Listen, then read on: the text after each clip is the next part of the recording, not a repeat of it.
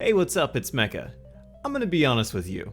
I had no idea this show even had games until a few friends and I were at a retro game store and just happened to stumble upon them. This of course led me down the rabbit hole that eventually spat me out here making this video, and I knew just by looking at these games they were gonna be something special. I mean, take a look at this. The first time I saw this PS2 game, I thought for sure it was a bootleg. I mean, yeah, the front looks fine and all, but the back? Did a 5-year-old make this? Did I make this? It just looks bad. And they reused the same pose for Bakuretsumaru on the front and the back. It just seems weird. I don't know. Now, if you'll excuse me, I'm gonna go change out of this jacket so it looks like I filmed this entire video in the same day. The peaceful planet of Neotopia is about to erupt in violence. Attack! Get ready for Gundam like you've never seen before. Ready? Let's go! Really cute and tiny. Stand back! Withdraw at once. I have a better idea. SD Gundam. Every weekday at 5. So the gang's all here. The Gundams you love. Fun-sized. Do you know what repressed memories are? Because I know for a fact I've watched SD Gundam Force, but I can't remember anything about it. I vaguely remember watching the show exclusively at my grandparents' house, as if that was the only place I could watch it, despite it airing on Cartoon Network. I even had one of the figures, but I got nothing. Despite that, I can clearly remember watching episodes of Gundam Wing and my personal favorite, G Gundam, which were still airing around the same time. It's almost like my brain is protecting me from something, hence the whole repressed memories thing. If I had to write the rest of this video with the knowledge I have now, this would be the end of it. So instead, before I get started, I'm gonna rewatch the whole series. Yep, all 52 episodes. Yeah! This show is terrible. How could they let this air, let alone be shown to kids? It's disgusting. Time to go finish it. Okay, so I didn't watch all of the episodes, but I did finish the first half, and that was extremely hard, let me tell you. I decided to stop there, one for my own sanity, and two because only the Game Boy Advance game follows the plot up to that point, and very loosely at that. Now, if you'll please allow me to vent about the torment I experienced while watching this show, because I'm sure as hell not gonna make another video about this topic. Hey there, you're watching SD Gundam. Up next, the Spirit Detective is on the case. Get ready for Yu Yu Hakusho. And later on, the fight against Boo continues on Dragon Ball Z.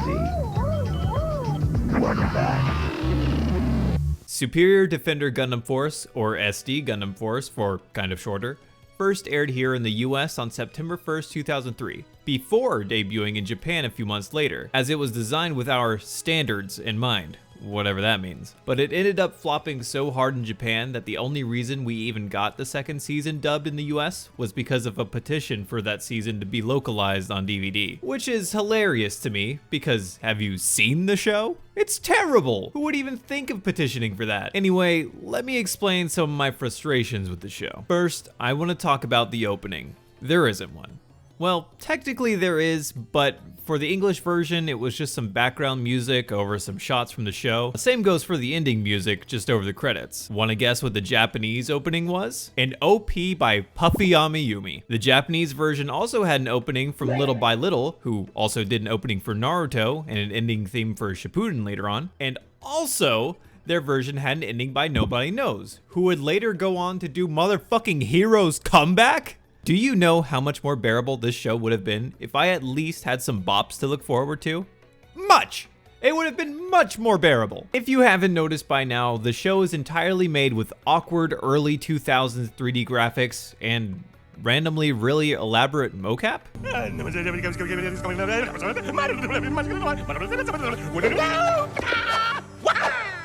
Please stop, you're scaring the children! The show revolves around our main character, Shoot, a horribly obnoxious child who loves primary colors and kissing unconscious strangers. What a freak! I mean, honestly, who rollerblades anymore? He also likes to tinker with robots, which you would think would play more into the plot, but the only thing we really see him make is this flying death trap. You little... what do you think you're doing?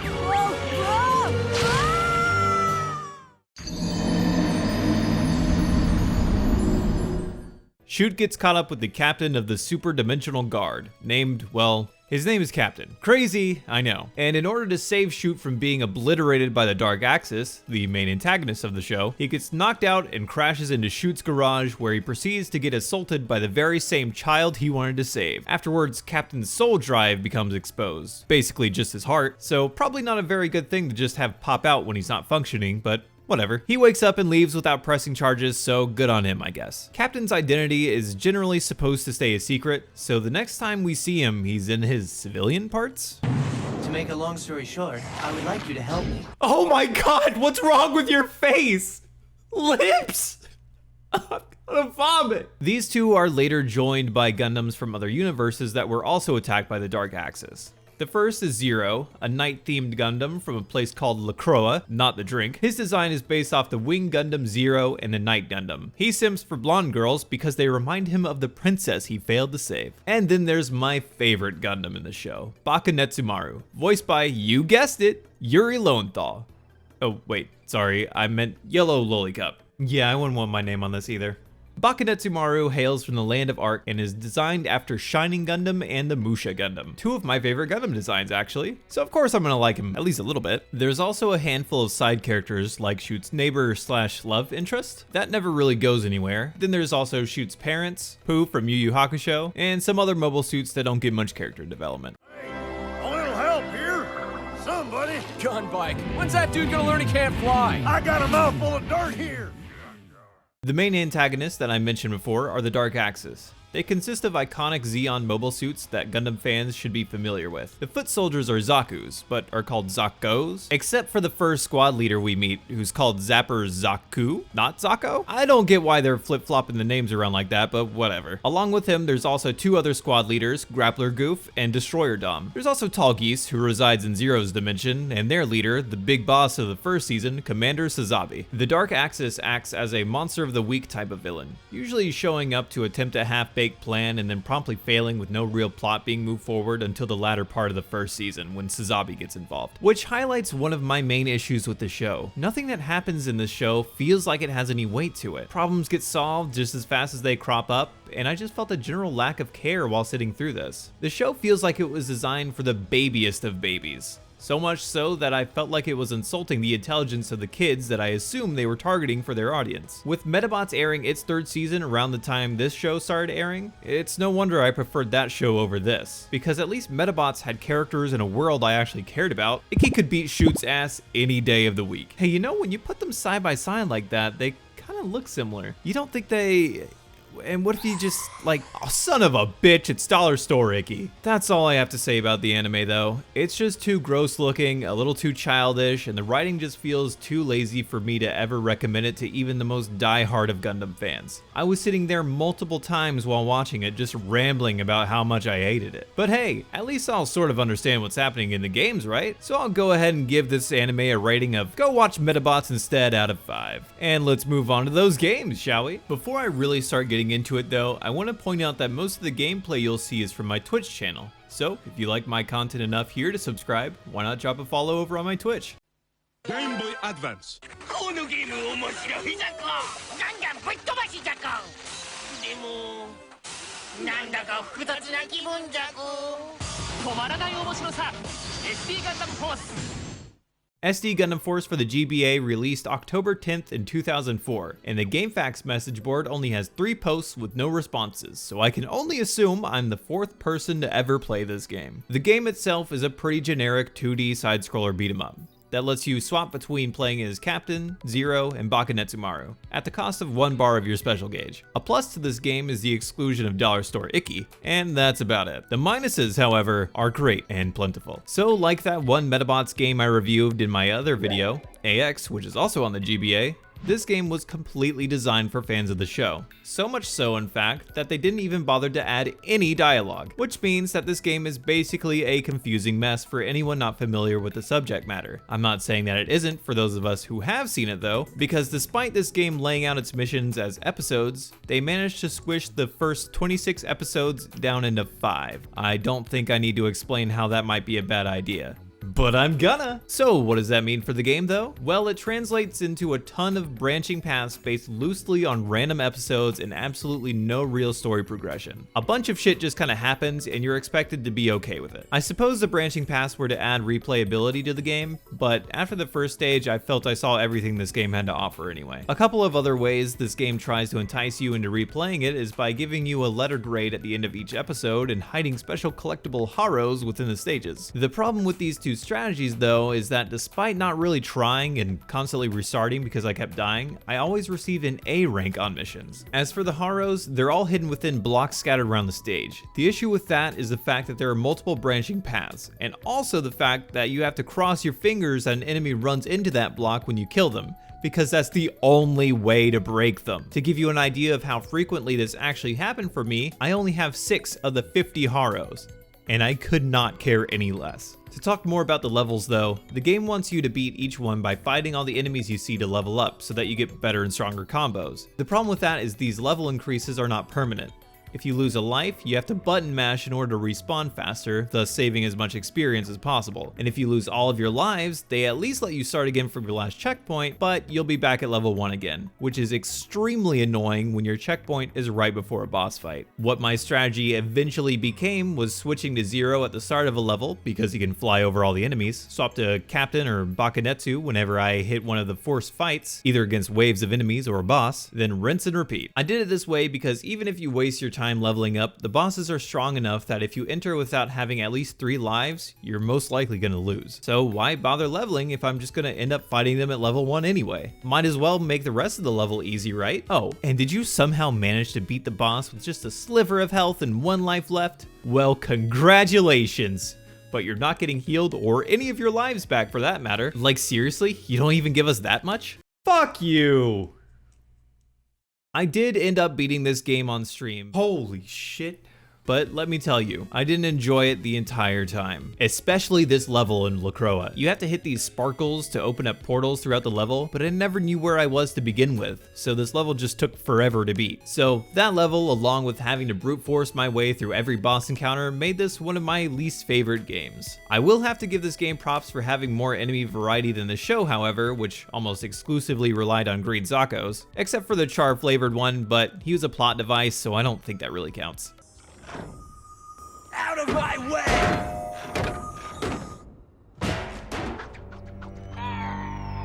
But that's the only compliment I can give this game. Otherwise, it was just an extremely half-assed game with no depth and was certainly not fun to play. I bought this game for like $30 and holy shit, that was a huge mistake. Even if you want this game to add to your collection, I would never want to spend more than $10 on it. There's really not much else to say about it though. The game is just flat out not worth your time. If this was the only game I had to play as a child, I would have played sports, out of 5. The SD Gundam Force game on the PS2 looks like it might be a completely different situation, so let's check it out. Coming out just a day after the GBA game, SD Gundam Force appeared for the PS2, and honestly, it seems like it could be pretty fun. I mean, compared to the GBA game, eating sand seems pretty fun, so I might just be a little desperate to play something enjoyable again. This game is a third-person action-adventure style game featuring our 3 favorite boys set around a new alternate dimension with brand new enemies. Unfortunately, Dollar Store Icky returns, but that's fine because the game looks like it might have actually had effort put into it. Right off the bat, this game greets you with a cutscene that looks like it has more production value than the entirety of the show. Like seriously, the movements, lighting, camera techniques, and even some of the models look better than the garbage I sat through to prepare myself for these games. Insane. The game starts with Chief Haro, the head honcho of the Gundam Force,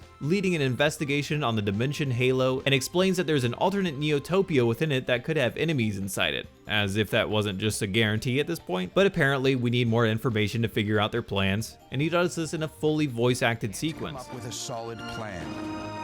That's why someone must infiltrate the Dimension Halo and investigate the alternate Neotopia. Which is one of the things that caught me off guard. In fact, this whole game is fully voice acted, and by their original voice actors too. Funny enough, even some of the side characters have more dialogue in this game than they ever got in the show. Master Kaolin is in the process of analyzing the mysterious Dimension Halo. so props to the game for that. Really wasn't expecting that level of detail. Another thing that becomes blatantly apparent, however, is the fixed camera angles in this game. Even just walking around the hub world can be annoying with the camera changing every few steps, and don't worry, it only becomes worse when you enter a level. The levels are a randomly generated sequence of up to 3 or 5 rooms. These collections of rooms are called blocks that are visually based on which area you choose to start at, those areas being Neotopia, Lacroa, and Ark. But with only a handful of rooms for the game to pick from for each area, you're going to get very familiar with them all. The other problem that persists throughout the game are the camera angles that I mentioned before. More often than not, you're going to be attacking enemies that are just off screen from you, because despite the rooms being relatively small, they thought they needed at least 3 camera angles for each one, with not any of them actually being a useful way to see the entire room. But seriously, I have a second stick on my controller for a reason. Let me control the camera or throw it over my shoulder, anything but this. It's just something you have to get used to though. The only time this becomes a real problem is when the enemies are using ranged attacks off screen. You just end up getting shot because you didn't even know it was coming. Otherwise, the fighting mechanics aren't terrible, just a bit simplistic. You have your attack button, special attack button, block button, and dodge button. You'll mostly be spamming the attack button and dodging, because the block button has to be used with correct timing like it's a Dark Souls parry or something, so just moving out of the way is so much easier. Your normal attacks also end with a fairly strong finishing move, and every hit you land also builds your meter for a special attack. But these special moves do have drawbacks. For one, you don't get super armor during the animation, meaning enemies can just poke you out of the attack, and they're also not guaranteed to hit your target anyway, so they become extremely situational, or in my case, flat out ignored most of the time. Speaking of the enemies that can sneeze on you to break your concentration, the enemy variety in this game is actually pretty crazy, at least compared to the show and even the GBA game, although I am a bit confused as to why they don't look like the alternate versions of our protagonists. The Dark Axis do exist in this game as a random encounter, but it's never explicitly stated that they're working with the Dimensional Pirates. But then again, this is an SD Gundam Force game, and maybe I shouldn't think so hard about it. Anyway, the enemies are able to steal experience orbs that other enemies drop in order to level themselves up. Once this happens, they generally become stronger and smarter. The upside to this being they will drop more experience now. The downsides being they're invulnerable during their evolution, they can take longer to kill when they evolve, and they also can end up absorbing more EXP orbs during this evolution without changing into another form, essentially wasting any EXP you aren't able to pick up fast enough. So why does the time it takes for them to evolve and their extra health matter? Well, the whole time you're in the Dimensional Halo, you're constantly being timed, and when that timer ends, you know what happens? Well, a good game would force you onto the next block so you can continue to enjoy the game with no interruptions. This game, however, launches you out of the level as if you had just died. The timer also ties into how you play each level because of the experience you try to farm on each block. The more experience you gain, the better emblem you receive. The better emblem you receive determines how much character experience you gain to level up, experience to unlock new forms, and what kind of support item you receive at the end of the area. So by that logic, you'd want to spend as long as you can on each block to get the best emblem, right? The only problem is this game's clock is constantly working against you. This is most noticeable when you're moving from room to room. You know, when you have no control over your character, waiting for the current room to fade out and the new one to fade in, and it's still ticking down. And remember how I said there's only 3 or 5 rooms for each block? That means for you to get a good grade, you're going to be running back and forth between rooms fighting the same enemies that have respawned in them. And sometimes they haven't had enough time to respawn in that room. And other times you have to actively wait for them to spawn in the room, wasting so much of your precious time. You can get items to increase the time you spend in each block, and the leftover experience you have does carry over to the next block, which is nice, but all of this could have been implemented in a way that could have been much more enjoyable for the player. But again, it's an SD Gundam Force game, and I don't know what I was expecting. After you've played through the 3 areas as each of the respective Gundams and fighting their evil alternate counterparts, you find out more about these dimensional pirates named Deskar, and their dastardly plan, which is just to make people slaves for whatever reason they need slaves for. They don't really say, but slavery is historically a pretty shitty thing to do, and that's enough of a reason to stop an organization in my opinion. Once you're able to play again, you're now forced to complete 2 areas every time you enter the Halo. If you choose to play the same area twice, you'll get to play a harder version of that area with new enemies. The main bosses for the areas now only appear after you beat the second area, with many bosses like the Dark Axis and the alternate versions of the Gundams appearing randomly between blocks. Once you beat each of the 3 area bosses, you unlock the final level, Deskar Road, and this is also when you find out that this game is horribly short. There are only 4 areas in this game total, so you'll most likely beat the entire game before you ever come close to unlocking all the forms for even one of the characters. I should say at this point I played almost exclusively as Captain Gundam, because he has the power of gun, which made the game a cakewalk for the most part. It also makes me wonder why they even added a difficulty setting in the game when they already had one built in. If you want to play on easy mode, choose Captain, because his ranged attacks are OP. For medium, play as Zero. His melee attacks hit a fairly large area and make group fights a bit easier. Hard mode then falls onto Bakunetsumaru. His attacks are hyper-focused around one-on-one combat, making group fights a nightmare, especially if there are multiple ranged type enemies. It's a bit unfortunate that my favorite character wasn't really designed for this game, but at least his second form isn't that bad. After spending what I feel like was too much time with this game, I can officially say that it's extremely just okay. But considering its source material, I think it did pretty well for itself. I at least had a more enjoyable time playing this game than I ever did watching this show. So there's that. If that arbitrary timer actually worked with the rest of the game's mechanics or was just removed entirely, I could even see myself having a bit of fun with it. But after getting kicked out of the levels a few too many times and finding myself very familiar with all of the areas, the game just ended up feeling way too repetitive. The game does like to dangle those new forms in front of your face to keep you playing, but it would need twice the number of unique levels for me to keep playing at this point. The voice acting and visuals were pretty on point for what it was, but comboing that with bland gameplay and horrible camera angles left me feeling more disappointed than anything. I would have to give this game an at least it's better than Medabots Infinity out of 5 for sure. I got this game for $15, and that's pretty fair all things considered, but I really can't see myself recommending it to anyone. Oh no way, you like Gundams? Have you tried eating shit? So just to recap, the show felt like it was designed for the idea of a child in mind, but not for actual children. The GBA game felt bland and pretty generic, and the PS2 game could have been good, but then shot itself in the foot a few too many times. SD Gundam Force as a whole has to be the worst piece of Gundam media I've ever consumed. I feel like generally SD Gundams are widely looked down upon by the Gundam community, aside from maybe a few model kits and games here and there, but SD Gundam Force took it to a whole new level of garbage. It was hard enough sitting through the show, and these games didn't leave a great impression either. Now I'm sure this series had its fans. I mean, someone had to petition for the second season's dub, but I can only assume that's because they didn't watch Medabots. It's just a better show in all aspects, and although its games weren't much better, it did have a good one, which is leagues more than I can say about SD Gundam Force. To be completely honest, if this is your introduction into what SD Gundam Force is, then please leave it that way. You'll be doing yourself a favor by not watching the show, or playing the games for that matter. And you can take that from me, because I did watch the show, and I did play the games, and now I can't find enjoyment in anything else that I do. Score another one for the Gundam Force! That's it for SD Gundam. Yu Yu Hakusho is next.